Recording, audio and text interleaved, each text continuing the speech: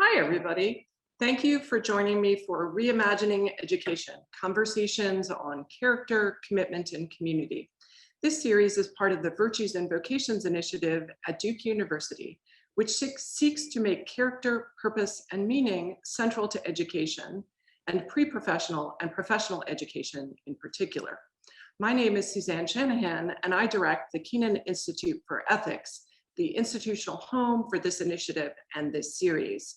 Before we jump into today's conversation, just a brief note on logistics. As with everything Zoom, there are often technical difficulties. Please do know that there are a host of people behind the scenes who will swiftly jump in to address any problems that might emerge. Second, the conversation will go on for about 40 minutes, at which point we'll turn it over to audience Q&A.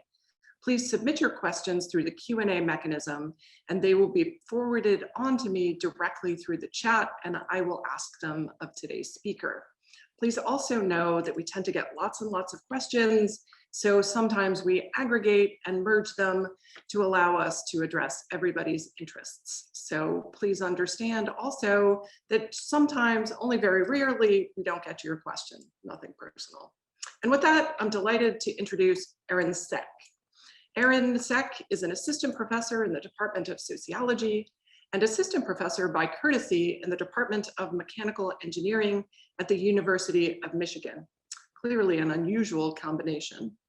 She was a postdoc at the Kenan Institute for Gender Research at Stanford University and was on the faculty at Rice before moving to Michigan.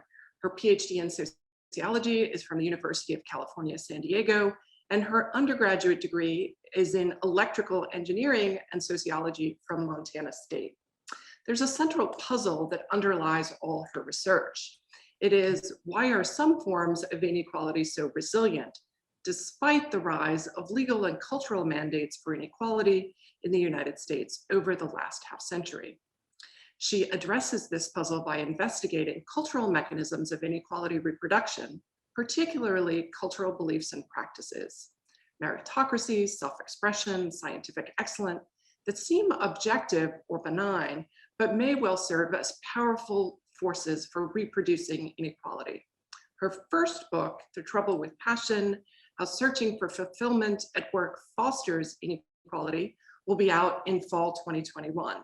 Though I must say, her work and this book are already generating huge buzz here at Duke, really the most I've seen for a book that's not even out yet. So we're just thrilled to have her here. Welcome, Erin. Thank you so much. I'm so excited to be here. So the flow of today's conversation, we're gonna explore a little bit the trouble with passion, your core argument, where it came from, poke at it a little bit. Then I'm hoping we might talk a little bit about this crazy past year and how it may have adjusted your thinking, both in this work and other work you've done. And then take a little bit of a sidestep and talk about what your work tells us about what we as educators might be or should be doing differently. Seem Sounds like great. a plan? Okay, Absolutely. Great. All right, so let's just jump right in with the trouble with passion. And if you could talk a little bit about where the idea came from. I've heard you describe yourself as a self-proclaimed passion advocate at one point in your life, and clearly there was a pivot there. So maybe you could both set up the prehistory to the book, but then also share the core argument with us. Absolutely. So yes, I was a passion evangelizer before I started this work, which is perhaps a little stronger language than you very politely used. So I started this work as an extension of some of my previous work, trying to understand gender differences in career decision-making, especially among college students and college graduates. And so I started with a set of interviews where I was talking to students about why they were in the major they had and what they were thinking about doing after graduation. And I just kept hearing this language of passion and interest and self-fulfillment over and over again.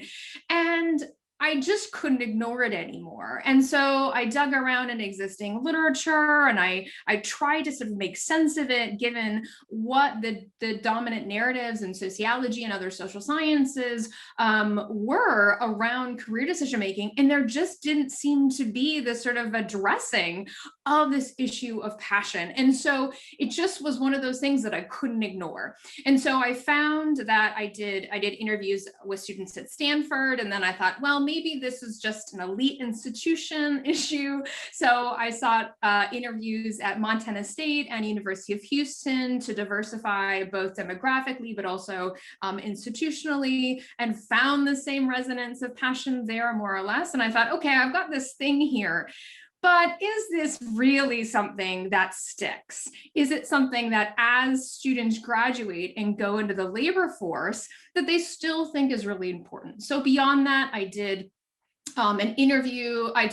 surveys of college educated workers in the United States. I did a survey experiment and did some interviews with career counselors and coaches just to try and get a sense of what this is. So as a little bit of a sort of primer on what the book is about, it articulates the idea of what I call the passion principle. And this is the cultural schema that the best way for us to make career decisions, whether it's choosing our major or deciding on an encore career or choosing a new job, is to find work that aligns with our sense of self, what we personally find fulfilling, even if that means it's not economically feasible, even if that means that there's very little to no job security in that, but centering the idea of finding our passion. And so what I'm doing in this work is saying, what is this thing? What is this cultural schema? And why is it so resonant? So I sort of walk through some of the history of sort of post-industrial capitalism, some sort of 1970s on, to talk about why it's so compelling. And so from there, I not only talk about the way that it can reinforce existing inequalities at the individual level for individual career aspirants and workers, but also how it reproduces inequality in the aggregate. So can you talk a little bit about that, how that actually works? Because I agree this is, right, sort of incredibly resonant, both with people across Duke's campus, also young alumni. How does that sense of orienting oneself around passion actually lead to inequality? Sure. So at the individual level, if there's this narrative that is quite common across college students and the college educated workforce, that you should seek the work that is most meaningful to you, regardless of the kinds of opportunities and sort of job security you might have. Not everyone has the privilege to parlay their passion into gainful employment. So I talk about having safety nets and springboards as a really key feature for being able to take work that one's passionate about and actually get employment, and employment that pays a decent wage and has job security and benefits and things. So not everybody has access to that kind of stability in a way that's important. But it's not just one's economic stability that can be affected by this passion seeking.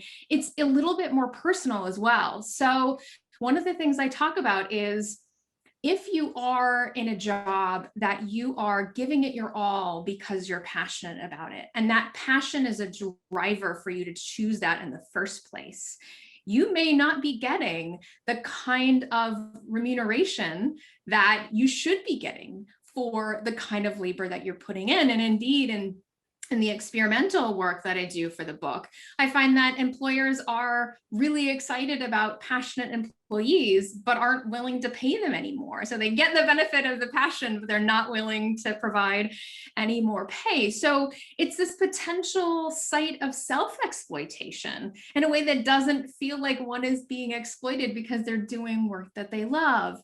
And then in addition to that, and this may be something that we dive into a little bit more later, but that if one is seeking work that aligns with one's passion, and that's the sort of core vector that they're utilizing to find meaning in their life, that might be foreclosing other opportunities for finding meaning.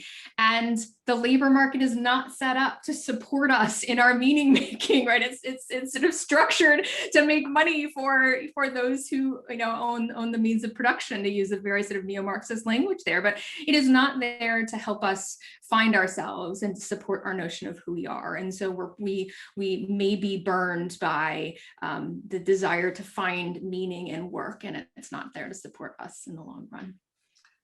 So let's try to flesh this out a little. And there are a couple directions I'm thinking about. One is, could you describe how this process of passion and its reproduction of inequality is really gendered and racialized in certain ways first? And then,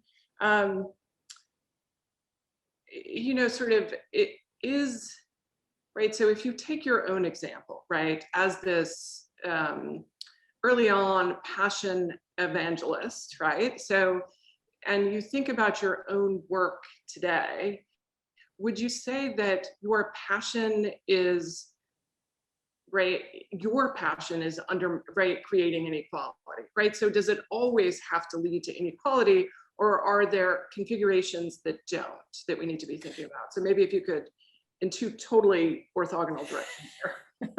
Excellent.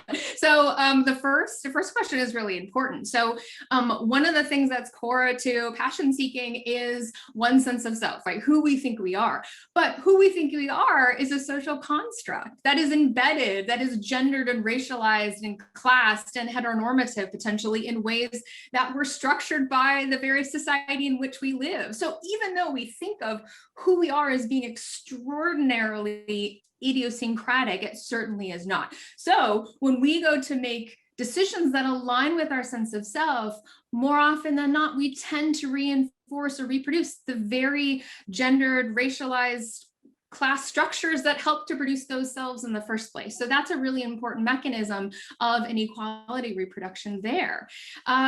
So in terms of my own journey, I mean, so I want to disconnect the content of passion from the process of passion seeking.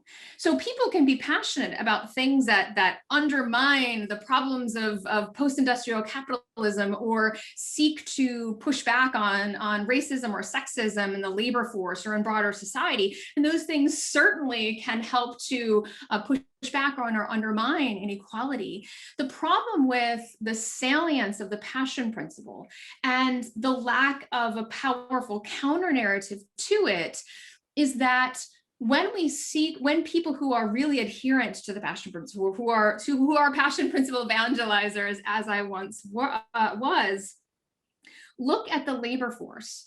Empirically, I find that people who adhere to the passion principle are more likely to do what I call choice wash inequality, which means they see processes of inequality as the legitimate, fair outcome of individual passion seeking. So I find that people who adhere to the passion principle are more likely to believe in sort of neoliberal ideas of personal choice, personal investment. So the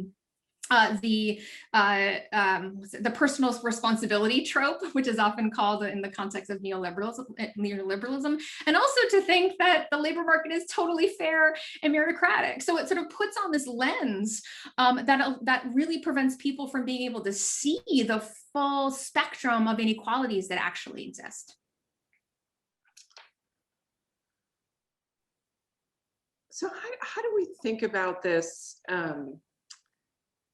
Right, as a process in relationship to, say, something like meritocracy, right? So how does this fold into our mythologies around work hard, get ahead, as a kind of alternative narrative that really seems, in my thinking, to align well, right? Almost reinforce what you're talking about in certain ways. Mm-hmm. Yeah, I mean, if you think about meritocracy and you attach to it this idea that that people should follow their passion. And the reason that we have occupational inequality and segregation is because people are following their passion. It's a really tidy, individualistic understanding of the labor market. And so what tends to happen, I think, is that people who adhere to the passion principle see that if the world is fair, if the labor market is fair, then anyone can follow their passion as long as they put in the hard work. And indeed, most people who adhere to the passion principle believe that one of the benefits of following your passion is that it will lead to hard work, that it will motivate the hard work needed to succeed. And so if you believe in the passion principle, you believe the world is meritocratic, not only does it seem to you to be a really good way of going about career decision making, but everybody should do that. That is the way that people should seek advantage in the world. So what's the alternative to that? So, I'm presumably one wants to be at work and have a sense of passion or a sense of meaning, because otherwise the day is really long, right? Like, so what are the other ways we can think about work that wouldn't leach that sense of purpose, or right, that there was some point to it all, but not reinforce the inequalities? Or can I not have it both ways? Like, do I have to have a really crappy job that I hate to disavow the inequality I would otherwise be reproducing? Sure. So to answer that, I think it's helpful to step back a little bit and say, where does this salience of the passion principle come from in the first place? And I argue that it's really in the tension between two things. One is the challenges of being a worker in the post-industrial labor market, where we've seen a rapid decline in worker power and stability, and the expectation that an organization is going to take care of you or try and promote you, right? Those things that were kind of hallmarks of at least white collar work through the sort of early 1970s are no longer there. They're not there for us to rely on. And so we don't believe we can trust the labor market to kind of hold our socioeconomic stability in the same way. But that, in combination with this idea that that we have to have self-expressive projects in our lives. So one of my favorite things is Giddens' self-reflexive project, this idea that in a really chaotic sort of postmodern world, we feel like we have to find meaning because we can't, that meaning isn't sort of given to us. And so we're looking for these self-reflexive projects. And so that in combination suggests that one core way to resolve that tension is to find work that's self-fulfilling in the labor market, regardless of the kinds of a precarity that it might entail. And so from that perspective, we can ask, well, what are the alternatives there? One alternative is trying to shrink the footprint that work has in our lives. So one of the hallmarks of white collar work today is 50, 60, 70 hour a week work weeks, and the expectation for deep work devotion. And so if we can walk that back and say, what would it mean to be a professional where I worked 40 hours a week, I had predictable time off, I had vacation time, and I didn't have to take that home with me? That would make professional work a lot different, even if it wasn't our passion. And there's also places for an expansion of thinking about enjoyment of work on a spectrum. So we might find enjoyment of work in the colleagues that we work with, in the organization that we're aligned with, rather than our passion for the topic. And then more radically is, how do we find work outside? How do we find meaning outside of work? So it's something that I call diversifying our meaning-making portfolio, a little bit tongue-in-cheek, but this idea that in order for, if work is a place where we find support and resources to be able to support the thing that we're passionate about outside of work, why is that not an appropriate alternative to being passionate about our work? So great. So I'd love this sort of diversifying your meaning-making portfolio. And I'm wondering, right, sort of in your conversations, whether you touched on the relationship between the work meaning and the outside meaning. And, I think of the rise of something like work-life balance, not, right, almost emerging simultaneous to this notion of passion and purpose and meaning making in work, right? So there are almost two trends, right? Are we more concerned about meaning making now, both outside of work and inside of work? And is there a relationship, or are we simply trying to recover the meaning that was always outside of work, right? Are we created in our passion about work this meaning-making explosion in every dimension of our life, so we can do nothing that doesn't have deep meaning? So my trip to the grocery store must have meaning beyond paying for groceries for my children. Yeah, that's a really great question. So I think both of those things have a common anchor, and that's the expansion of the work week.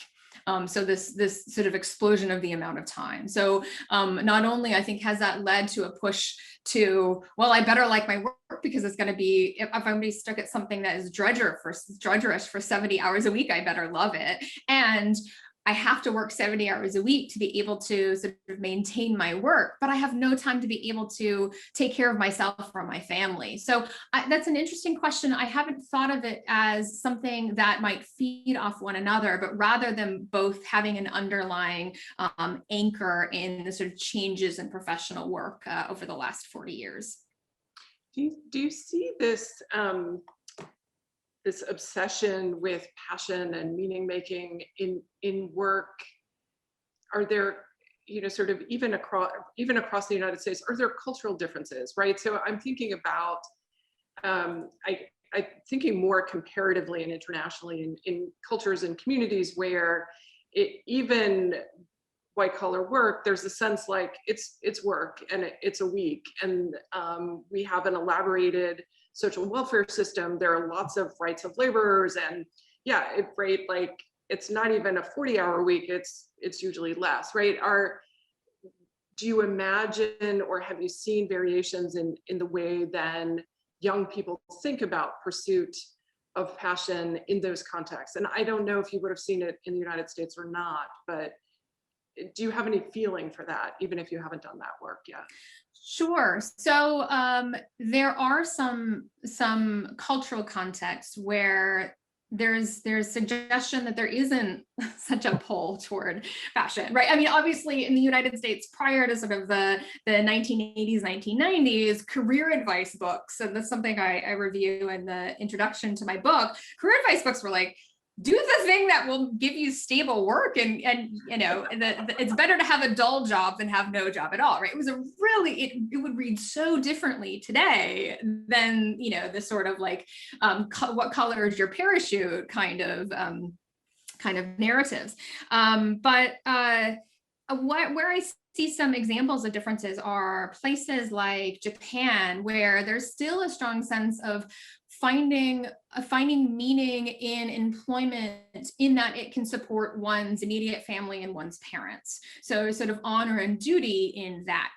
However, from what I understand, that's starting to change, where there's a strong push to individualism. There is more of a dialogue around finding passion-based work than there was maybe 20 years ago. I think a really nice example is Norway, where a lot of professional workers work to shrink the amount of time their job takes in their day, because they want to go do something that is related to their passion outside of work. So they work very efficiently, and they take pride in the efficiency in which they get work done, rather than the amount of time, the amount of emails that they're answering at 3 a.m. and things like that. So often workers will come into work in the morning, they'll work really hard, they'll stop work about 4, they'll go and they'll do the thing that they're passionate about, maybe it's hiking or kayaking or whatever, and then they might check emails for an hour or 2 after the kids are in bed, and that's it. So it's really a confining of labor into a smaller space, and an expectation culturally that you can't do your best work if you don't have time to invest in something outside of work that enhances your creativity, that enhances your ability to revive oneself and one's soul coming back to work. So I think those are some examples of places that are thinking a little bit differently about these things. But exactly what you were saying, the reason that the passion principle is such a problem in the United States especially is because we lack those social safety nets that would help the people who went after their passion and failed, right? We have very little welfare and unemployment benefits. We have crazy income inequality in the US. And so that's part of the reason why it's such a risk to follow your passion in the United States vis-a-vis other places. So I love that you use the example of Norway, because we have a colleague at the Institute who's a research associate with us who's moving to Canada for a new academic job. And she has frequently described her process of writing a dissertation in precisely the way you describe. And I think this notion of how, right, we should approach our work efficiently and then have kind of diversion from work that is actually restorative is a really different way of thinking about work, certainly in, sort of an academic institution like University of Michigan or Duke, right? That's not how we think of it. It's in many ways, it's about time on task as much as it is about output. And we confuse, the inputs with the outputs all the time. So I find that's super, super interesting. Let's pivot a little bit to this past year, because sort of hearing from students, hearing from alumni, hearing from my neighbors, there's, I would say, a passion explosion happening that people have had, let's just say, a very crappy year, and are looking to be inspired and engaged and feel the absence of something in their daily lives. And so this talk is everywhere. There's also, and this relates to earlier work you've done on flex time, a real push to think about flexibility. So maybe you could just, right, like, how's your thinking changed, if at all, on both the passion principle and the problems with it, but also on things like flex work that you've described their relationship to inequality previously. So maybe anything you want in the past year. How's it changed you? And if you're just doubling down, that's good too. Excellent. Well, a little bit about behind the curtain look on the process of writing this book. So one of the key pieces of data from this book is the Passion Principle survey. And I launched this survey in 2018. And I was finishing up writing the book. I was going to put the final version of the manuscript to my editor, and we were going to get it into press. Pandemic hit, and I thought, oh my goodness, is the passion principle going to sustain? Is it going to exist? And I thought one of the biggest question I'm going to be asked about this book, if I have data pre-pandemic, is this still here? And I didn't know if I was going to be able to answer that question. So I refielded the entire survey in October of 2020. So full on pandemic time. And what I find, and I detail the kind of nuances of this at the end, in the appendix of the book, is that it is remarkably similar. The strength of the passion principle along all the dimensions I look at has remained virtually identical to what I saw before. There's a little bit of an increase in people's interest in job security, not a surprise there, but there wasn't a noticeable dip. And so what I do have is data that was pre-pandemic and during pandemic that shows that this thing isn't going away. And when things return to quote unquote normal, I think we'd expect it to kind of continue on the same path. And so one of the things I asked in the survey, in the revised survey in October 2020 is, did you have any job interruptions due to COVID? Were you furloughed? Did you lose your job and find another one? Did you have hours that were reduced? And interestingly, what I found is that people who were impacted in their work as a result of COVID adhere more strongly to the passion principle than people whose jobs were stable over the context of COVID. And interestingly, aligning with what you're saying, people whose jobs were unstable also were more interested in work-family balance than people whose jobs remain stable. So this, I think, really kind of codifies what we were talking about, that this is a moment where people are reevaluating what's important to them. And passion principle is one of those cultural narratives, along with, finding work-family balance, that people have turned to try and make sense of where they are and where they want to be. And Swidler talks about sort of stable, unstable times. And I think this is a sort of key moment of an unstable time where people are starting to really think about what are their values and how they can align the way that they're living their lives with their values. Do you imagine that you see this sort of pulling apart and this differentiation in terms of people really turning to a greater emphasis on work-life balance or a greater emphasis on meaning in work? Do you imagine kind of a bifurcation of these cultural narratives? And what are the implications there if you see it of inequality moving forward? Yeah, I'm really interested in the gendering of these of the interest and passion long term, because on the one hand, in heterosexual families, we might expect that there's less reliance economically, or at least sort of meaning wise in the family as women as breadwinners. And so they might have more freedom to be able to make riskier decisions, and thus me feel like they're better able to follow their passion. The idea of kind of aligning one sense of self with what one is doing is slightly feminized, although I didn't see a huge gender difference in that. So I do wonder if there is some kind of bifurcation that's particularly gendered. And so I want to pay attention closely to how these things are unfolding over the next few years to see whether, it could be that they're aligned. It could be that work-family balance is also a part of work-family balance is a sense of, I like the work I do, and I'm in a good mood when I go to work and come home from work, and that helps me, be a better parent or something. Or if it is a bifurcation, that either I find work that allows me to balance that might not be aligned with my passion, or I'm following my passion that might not have the ability for work-life balance in the way I want it.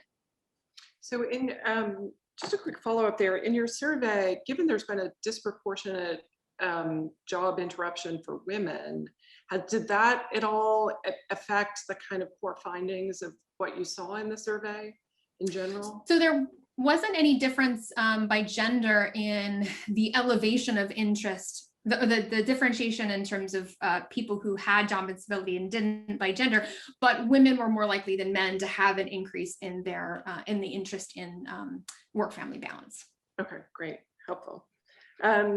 So, as we discussed before, there is a profusion of conversation at Duke around questions of purpose, and not just thinking about, sort of doing whatever makes you excited and energized, but really thinking about the cultivation of virtue and, sort of passion toward a particular end, and that end being of broader value to society.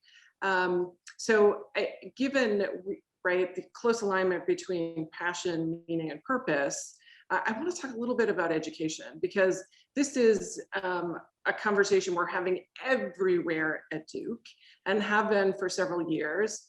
And it just seems to get bigger and bigger and broader. So how do we think about what we do as educators? Lots of Duke students come in on a maniacal path toward a destination that they chose in utero because their parents are investment bankers and it's the family tradition, and they're just going that way. And I do think we oftentimes try to interrupt, disrupt, and talk about what you're good at, where do you find meaning as a counterbalance to that. And yet, sort of from your scholarship, we're really reinforcing right? Both individual and systemic inequality in doing so. So not a good thing, right? How do we encounter, and how does this fold out in terms of what we do as educators and in different ways? And whether you could speak to your own experience or advice for others, however you want to take it. Sure. I mean, one of the things that really that motivated me to want to write this book is that I found my own instinct when I had a sociology student or had a student in another major, maybe, chemistry or something, sitting in my office talking to me about whether they wanted to be a sociology major instead of a chemistry major, that my instinct was like, of course, please, follow your passion, be a sociologist, figure out the employment stuff later. And that, as I went through this work, was such a red flag for me, because I thought, wait a minute, what does this student want to need? What are they coming to me for advice for? And how am I foreclosing potential opportunities for them to not just sort of find work that they like vis-a-vis a major, but be able to support themselves and or align with the expectations of their family or find work outside of meaning. So I think first and foremost, it's having a wider array of ways that we think and talk to students about appropriate career paths, and really check our instinct to say, it doesn't matter, follow your passion, figure it out. And one of the things that requires of us is we reflect on our own privilege. So most of us in academia are rewarded for having followed our passion, and it worked out well for us, especially for faculty, right? I am extraordinarily privileged that I left engineering, which was incredibly, stable compared to what sociology was. I got into graduate school. I had advisors that helped me. I got a postdoc and faculty positions. I'm incredibly privileged and lucky. And to frame that as me just following my passion and not understand my position vis-a-vis other intersecting axes of disadvantage is a disservice to our students. But beyond just the way that we advise our students in their own decision-making, I think one of the important things to do is to advise them to seek skills that are outside of their immediate major. So anthropology students, maybe they take some coding classes or big data classes. Chemistry majors, maybe they take technical writing classes to actually expand the skills that they have, that they may be able to continue to pursue the thing that they're passionate about, but they have a wider array of things that they can lean on to be able to find employment down the line.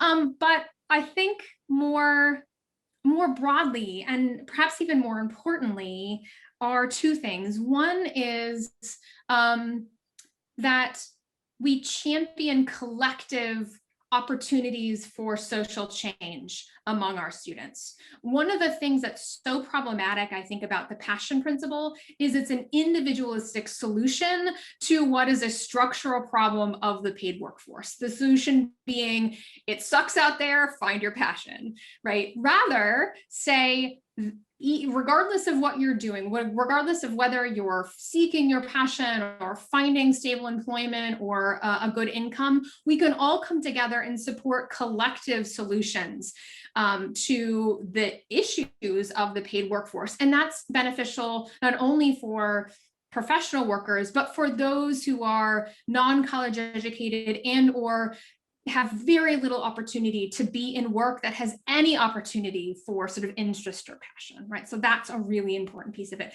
And then finally, it really demands universities to step up the kind of support they have for students. The passion principle, and especially the ways that universities promote it, totally aligns with a neoliberal business model view of higher education. Like, come in here, pursue your passion. If that's hotel management and you amass $70,000 in debt, that's fine. We're just catering to your interests. right? So stepping up the opportunities to provide low-income first-gen students with knowledge of how the labor market works, making sure that there's opportunities to get paid for unpaid internships, or demanding companies that if they're going to have interns from our university, they have to pay them. Better dealing with the cost of education and student loans, right? That's a huge deal. So people who are following their passion aren't sort of burdened with $70,000 in student loans, I think is incredibly important. One of the clearest examples of this is a student that I call Thomas, and he was a music major from Montana State, and his passion was to open a private lessons music business. He was really excited for that. He moved back home to his native Minneapolis, Minnesota community, started to get some clients, but just couldn't get the money increasing fast enough to be able to pay off his student loans. And so he had to stop. He had to stop his passion, and he's working as a brewer in a local bar, trying to support himself. And he's got $70,000 in student loans now. And he not only is not following his passion and is so upset with himself for not being able to follow his passion, but is carrying around an enormous amount of student loan debt. And I would be hard pressed to believe that universities couldn't have intervened and mitigated some of those disadvantages along the way. So I really like the bifurcation of this. So sort of how you engage with individuals, but also what are the structural issues and challenges. I think that's great. One of the things as you talk about this, I wonder about, sort of, are there ways that passion needs to stay in the equation for education? And you may disagree, but right, there is a sense that people enjoy and are better at things they like. That when you loathe chemistry, right, you don't want to study for the organic chemistry exam. You put off, you don't go to the study group, you don't go to office hours, right? And do we need some attachment to what we do? Right, if so, how do we bracket it so it's not a consuming passion, but we do want to take into account, both some people don't like chemistry and some people are just awful at chemistry. And how do we put those together so as we think about students being successful, what they like may factor into it? That's a really in a modest way. Sure, that's a really great question. I would say that it's important to create circumstances where learning across a variety of different subject matters is enjoyable and interesting. So what I was talking about before with interest and passion being socially constructed is something that plays out in really powerful ways in universities in particular. So the classes that somebody chooses to take and the majors they end up in, it may feel to them as that they're following their idiosyncratic passion, but the reason that thing became their passion may be the way that they were treated by a faculty member, or the way that the students treated them for being there, or maybe their parents discouraged them from going into a field that misaligned with normative gendered expectations. So having a space where learning in general is seen as enjoyable and interesting is really important for opening up the kind of gender and race and class segregation we tend to see in major seeking and class taking, and I think does allow for that enjoyment of learning to be put in place. So great. So I really love how you framed that, and really is sort of this caution that, right, all learning can be enjoyable for all people, right? But we need to do a better job at that. So that's great. I'm gonna hop onto some of the questions because they're furiously queuing up. The first one, I wonder whether this works different ways in elite universities, given that a lot of the default scripts for students are in fact staying on tracks that are deeply embedded in class reproduction. So is the passion principle then a corrective, if one that we may need to be careful about? Interesting. I really like that question. So it definitely varies by institution, and not necessarily in the way that I expected. So I expected it to be strongest at Stanford, vis-a-vis Montana State and University of Houston, and it wasn't the case. There were certainly cadres of students within Stanford who kind of bought into this image of like living up to the Stanford name and getting these jobs that had sort of flashy titles or made a lot of money. But the majority of students really pushed back on that and said, that's not me, that's not what I want. The thing that's in place at a place like Stanford that isn't in place in other institutions is this intense alumni network that connects recently graduated students with this whole host of people that are out in the labor force and gives them connections and legs up in the labor force that other students just don't have. They also have opportunities. They're also often recruited into elite service firms. So these high paying, high flying consulting firms that allow students to kind of get a leg up in the labor force for a couple of years until they can follow their real passion and leave those consulting places. So I don't know that the passion principle is necessarily a corrective to it, but rather an opportunity to sort of step back and say, what are the differential supports that we are giving to students based upon their class status of origin?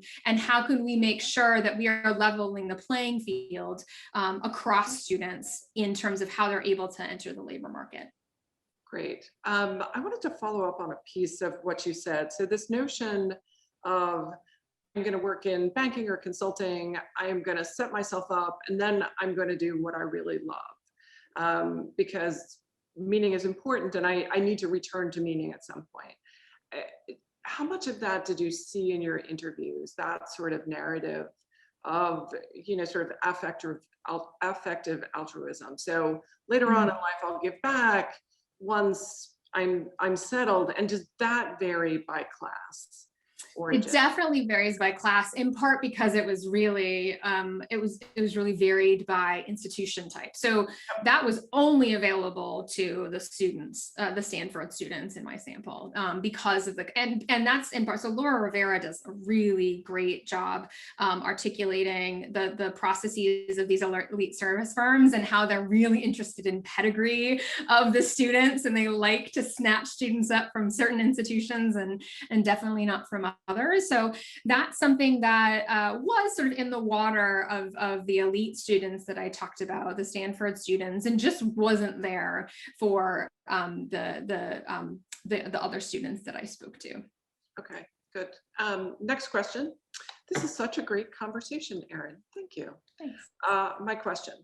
I'm a career coach for college students, and I'd love your thoughts on how we should coach or advise students about passion in a way that's mindful, supportive of all students, regardless of their safety net.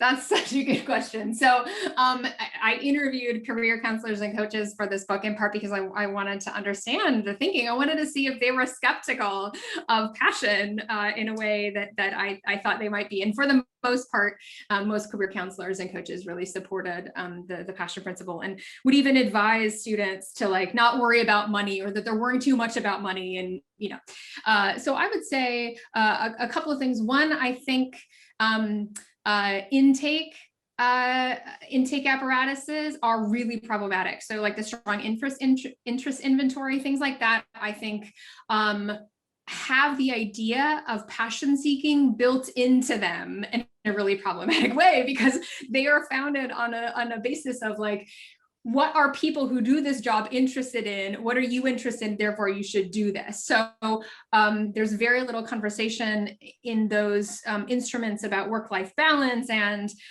risk assessment and interests outside of work, things like that. So I think that's a really important thing to look very critically at if you're not already. And then sort of asking students what their overarching life goals are, not just their career goals.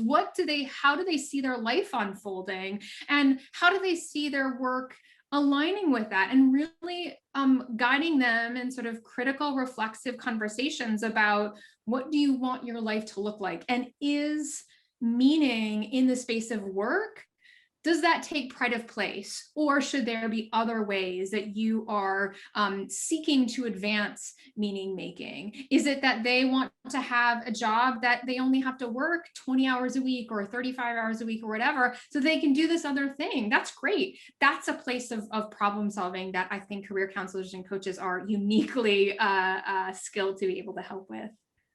So as you described this, sort of the instruments that coaches may use that inadvertently reinforce this passion principle, I'm thinking about the process of applying to college, right? So, sort of the way, right, we set this up. Do you see a connection, right? It's almost as if it's this exercise in all that matters is meaning. And then you get to college thinking, okay, we're going to have meeting. Then you work with your coach thinking you're going to have meeting in the job. Are we creating this even before we get to college?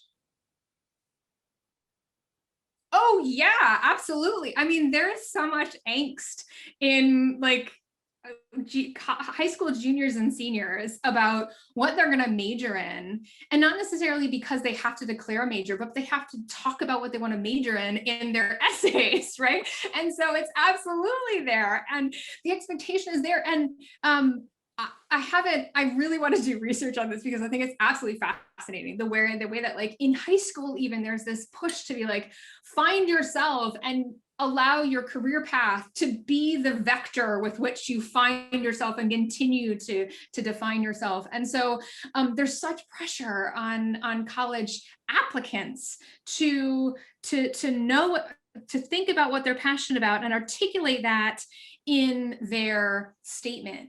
I think it is even more crystal clear in graduate school applications. I don't think there's any other place in academia where the passion principle is more potent, more concentrated than in those spaces, because the reason I think it's so salient is because people want to talk about their commitment to a career path, and passion is a really easy way to do that.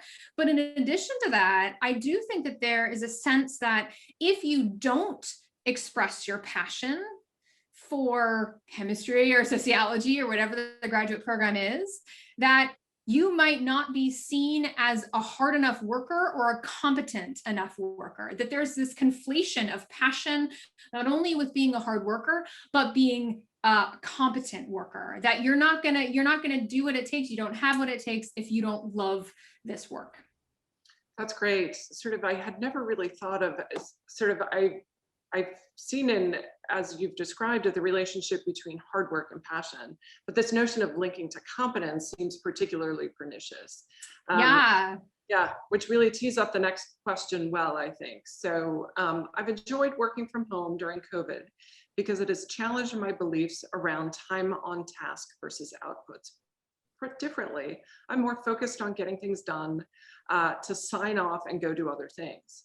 I fear going back to an office, though, will actually make me revert back to equating time on task with productivity. Any advice on how to stay the course? And maybe you could even connect this a little bit to your broader work on flex work. Yeah, it depends on the kind of environment that you're in, the sort of industry that you're in. I think there is a lot of pressure to that. I mean, there's a lot of angst of going back to work, back in work, because we have found ways around those sort of difficulties of remote work.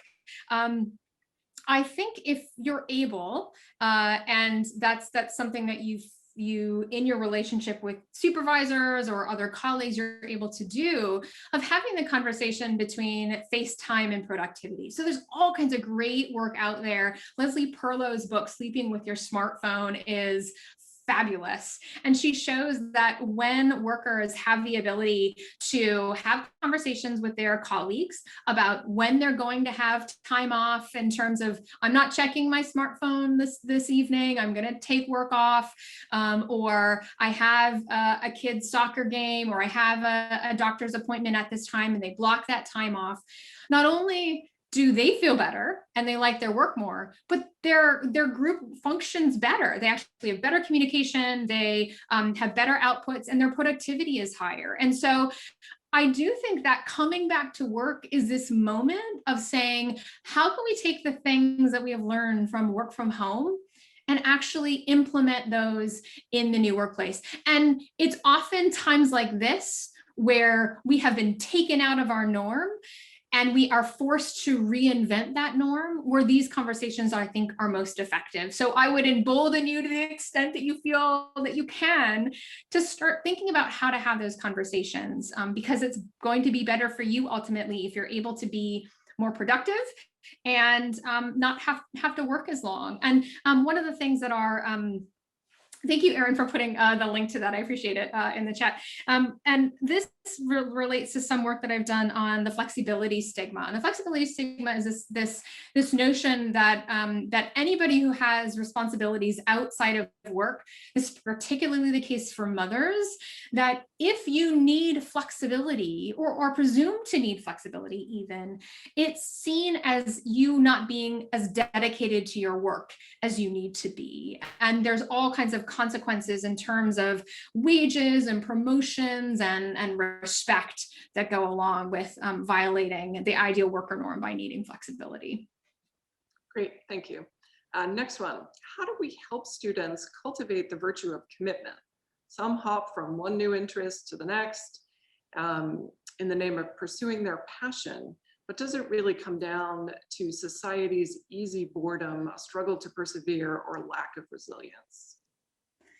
Ooh, I'm not sure how to answer that. I mean, I think my sense is one of the reasons that students struggle with that the most is that they see their major as something that they're sort of locked into, that they are going into, even though that's not how the labor market works. It certainly hasn't worked that way for a decade, but people are switching careers and career paths all the time. But the sense of like, I need to have the perfect major because I want it to perfectly align with who I am in the future. I think there's a ton of stress on that. And so helping to decouple the major from the sense of self, right? Questioning the sense of your major doesn't have to be your passion. It can be something that's maybe a little bit more pragmatic, or just one certification for you to be able to have access to a certain range of jobs in the future might take away that pressure. I think that lack of commitment might actually just be a lot of angst and anxiety for students, just not being able, not feeling like they know for sure if something is the path they want to pursue. Okay, great. We're going to end on this next question. So what's your next research project? Have you conducted any studies incorporating the passion principle with a sample population of students who have depression or mental health? Lots of interest in where you're going next with this work. Oh, that's so interesting. The idea of mental health. Oh my gosh. I hadn't thought about that, but maybe in the future. I am doing a lot of the other work that I do is in the context of STEM professions, science, technology, engineering, and math.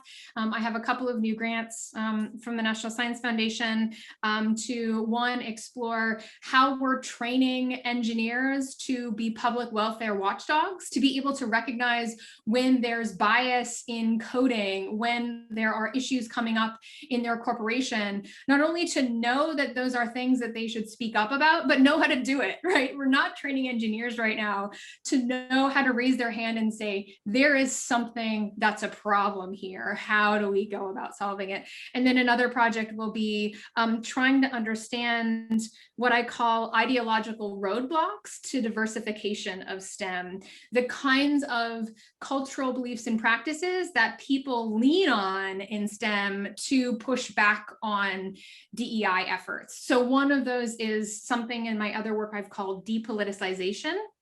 And this is the idea that conversations about inequality and diversity don't belong in STEM because of STEM is a pure objective space, and we're not supposed to talk about politics or culture and all of that. And that totally shuts down conversations about DEI in a way that keeps us from making progress.